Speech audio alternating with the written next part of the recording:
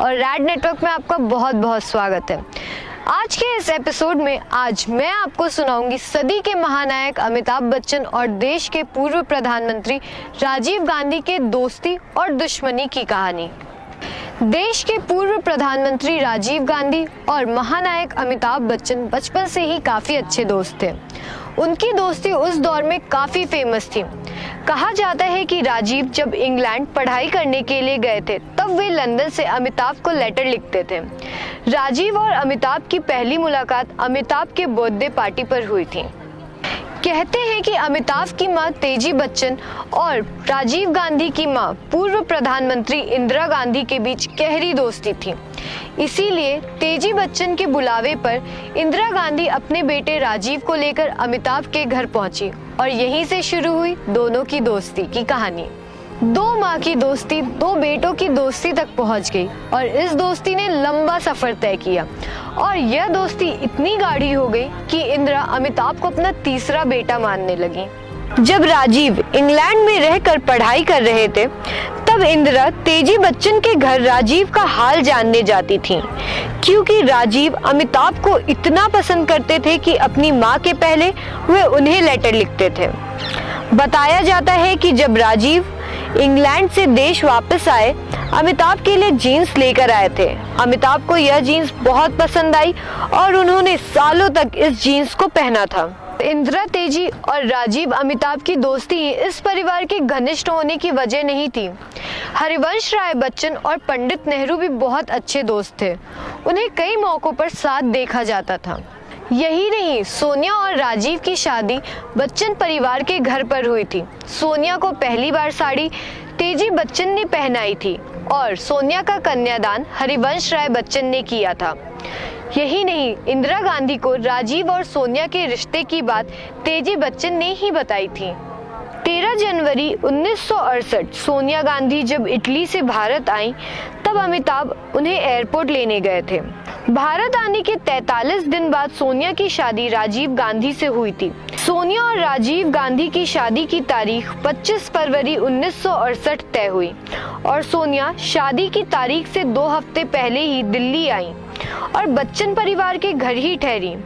हिंदुस्तानी रीति रिवाज में शादी से पहले लड़की का ससुराल में रहना सही नहीं माना जाता। ऐसे में अमिताभ बच्चन की मां तेजी बच्चन ने न सिर्फ विलिंगडन क्रीसेंट में सोनिया और उनके परिवार की मेजबानी की, बल्कि उस समय की भारतीय परंपराओं के मुताबिक उन्हें ढलने में भी मदद की। राजीव गांधी के छोटे भाई संजय गांधी और अमिताभ के छोटे भाई अजिताभ बच्चन के बीच भी गहरी दोस्ती थी। कहा जाता है कि चारों मिलकर 3 मूर्ति बंगले में बैठकर मौज मस्ती किया करते थे। दोनों बच्चन भाई जब नैनीताल के शेरवुड स्कूल में पढ़ने चले गए तो गांधी बंधु देहरादून के दून स्कूल पहुंच गए। दिन बीतते गए और बच्चन और गांधी परिवार की घनिष्ठता दिन प्रतिदिन गाढ़ी होती गई। राजीव गांधी की बेटी प्रियंका की शादी में अमिताभ बच्चन ने एक दोस्त होने के नाते सारी जिम्मेदारी निभाई थी। मेहमानों के स्वागत से लेकर सारे काम अमिताभ ने आगे बढ़कर किए थे। यह परिवार हर सुख दुख में एक दूसरे के साथ रहा। इस परिवार की निकटता के बारे में इस बात से अंदाजा लगाया जा सकता है जब 31 अक्टूबर 1984 को इंदिरा गांधी के हत्या वाले दिन तेजी बच्चन ने समझदारी दिखाते हुए राहुल और प्रियंका को स्कूल से ले आई। उस दिन राजीव गांधी बंगाल में थे तो सोनिया इंदिरा को अस्पताल लेकर गई हुई थी। यही नहीं, इंदिरा की मौत के बाद अमिताभ उनकी अंतिम यात्रा में पहुंचे और पूरे टाइम उनके शव के पास ही बैठे रहे। शायद यही वजह थी कि इंदिरा गांधी अमिताभ को अपना तीसरा बेटा मानती थी। दोनों की दोस्ती 70 के दशक में भी रही और 80 के दशक में भी। दोनों परिवार अक्सर एक दूसरे के घर आते जाते थे।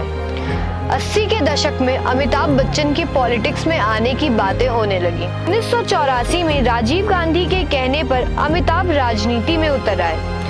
आम चुनावों में अमिताभ इलाहाबाद सीट से उतरे और इन चुनावों में उन्होंने बड़े मार्जिन से जीत हासिल की। लेकिन अमिताभ का राजनीतिक करियर काफी छोटा रहा। बोफोर्स घोटाले को लेकर ऐसा बवाल मचा कि अमिताभ भी निशाने पर आने लगे। अमिताभ ने परेशान होकर 3 साल में ही इस्तीफा दे दिया। राजीव को अमिताभ का यह फैसला नागवार गुजरा था। साल 1991 में राजीव गांधी की हत्या के बाद दोनों परिवारों के बीच दूरियां शुरू हो गई। तो आज की कहानी यही खत्म होती है। हम फिर हाजिर होंगे एक नए दिलचस्प कहानी के साथ। तब तक के लिए आप हमें देखते रहिए, सुनते रहिए, हमें लाइक करिए, सब्सक्राइब करिए और आपको हमारा ये वीडियो कैसा लगा नीचे कमेंट करके जरूर बताएं।